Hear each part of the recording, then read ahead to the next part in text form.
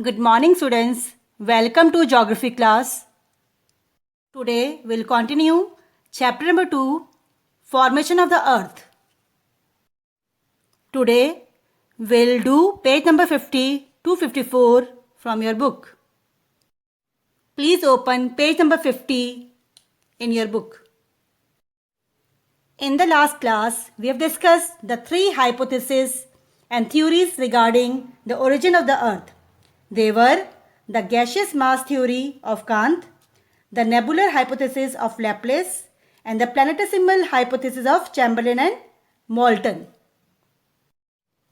The objectives of today's class are: number 1, to understand the two theories of origin of the Earth. Number 1, tidal theory or tidal hypothesis given by Jeans and Jeffreys. Number 2, the electromagnetic theory of Dr. Hans Elfven. And the second objective is to understand the Big Bang theory. According to a number of studies, the age of the universe is estimated to be 13.8 billion years. Formation of the Earth, that is, the age and origin of the Earth, are yet a mystery. Nobody exactly knows as when, from where the Earth came into being. Many scientists and scholars have tried to calculate the age of the Earth and to solve the mystery of its origin. Dr. Hans Elfven was a Swedish electrical engineer and winner of 1970 Nobel Prize in Physics. His hypothesis about the origin of the Earth was based on electromagnetic force. Sir James Jeans, a British scientist, put forward his tidal hypothesis in 1919. Before studying the two theories, let us go through the technical terms that are coming in today's class. Number 1, propounded. Propounded means to put forward a theory for consideration by others. Number 2, tidal force, a force that stretches a body towards and away from the center due to gravitational force of the other body. Tidal force, like we can see in the seas and oceans, the sea water, they rise and fall due to the gravitational pull of the moon.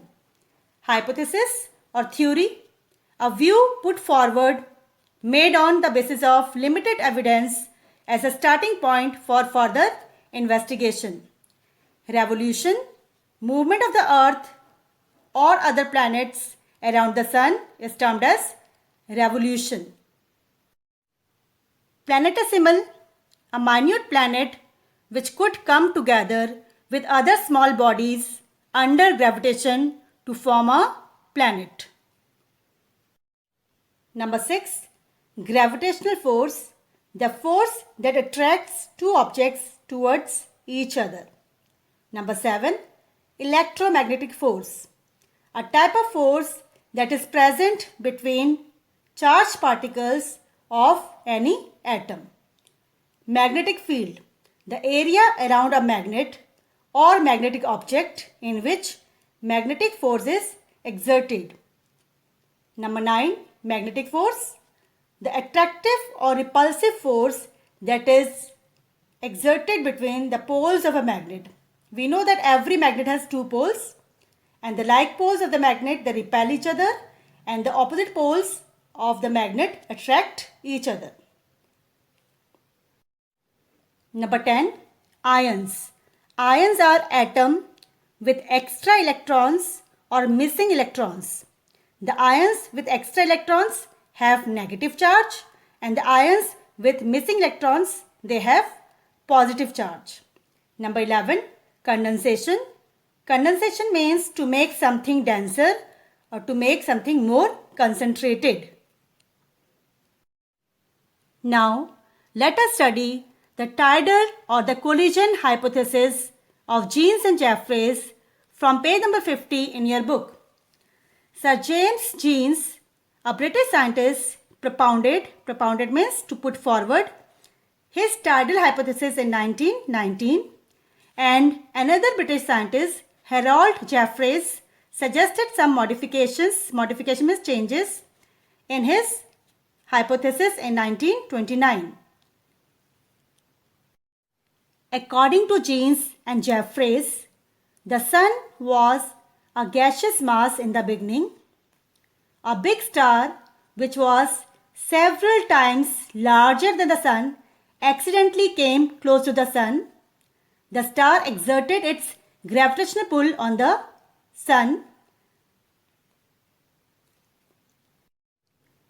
The big star pulled the gaseous material away from the Sun. A cigar-shaped giant tongues came out from the Sun. This process is the same as the tides caused by the Moon on the Earth. The bigger star continued to travel along its course. The gaseous mass which was ejected out from the Sun could not come back to the Sun, and it started revolving around the Sun.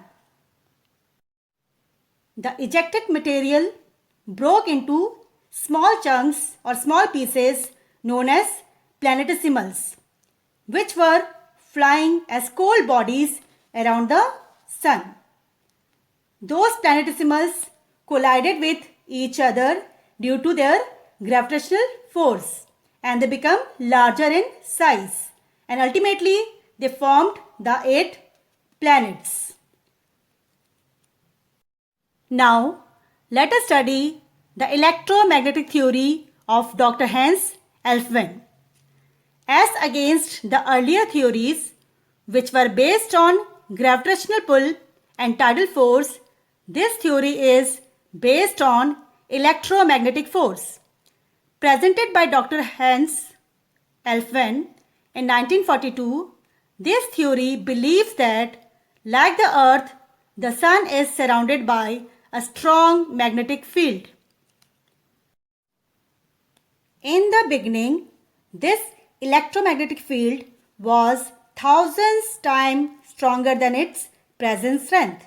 Thus, the electromagnetic force of the Sun was much stronger than its gravitational force.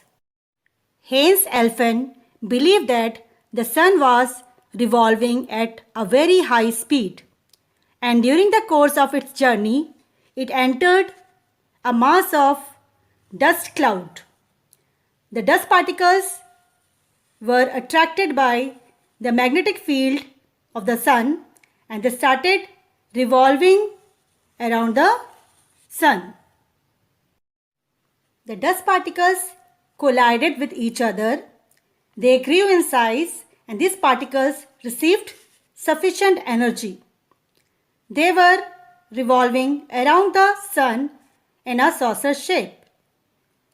It is imagined that the dust saucer extended up to the orbit of Jupiter and Saturn.